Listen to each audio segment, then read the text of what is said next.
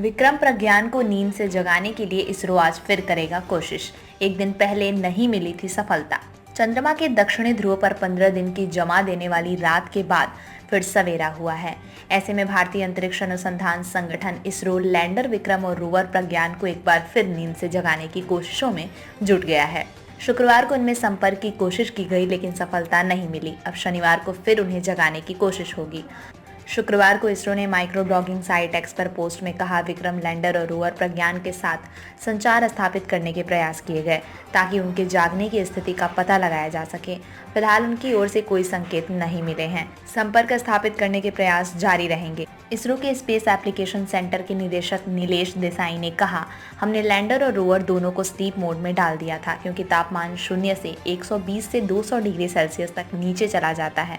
उम्मीद है कि रोवर और प्रज्ञान से फिर संपर्क होगा। 15 दिन स्लीप मोड में रखे गए थे दोनों। इसरो ने रोवर को 2 सितंबर और लैंडर को 4 सितंबर को स्लीप मोड में डाल दिया था, लेकिन विक्रम और रोवर को सुलाने से पहले इसरो ने उनके सौर पैनलों को इस तरह से रखा था कि चंद्रमा पर सुबह होते ही सूरज की सीधी रोशनी उन पर पड़े।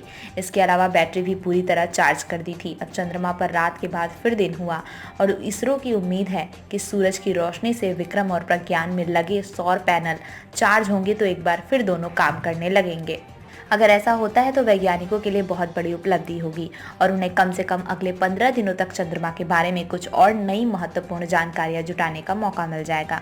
प्रज्ञान ने की थी 100 मीटर तक चहलकदमी।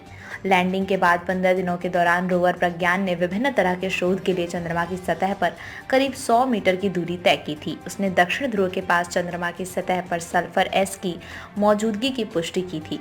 इसरो ने शुरुआत में रोवर के लिए 300 से 350 मीटर की दूरी तय करने की योजना बनाई थी, परंतु कुछ निश्चित कारणों से रोवर सिर्फ 105 मीटर की दूरी तय ही कर पाया। इसके बावजूद मिशन उम्मीद से ज्यादा सफल रहा।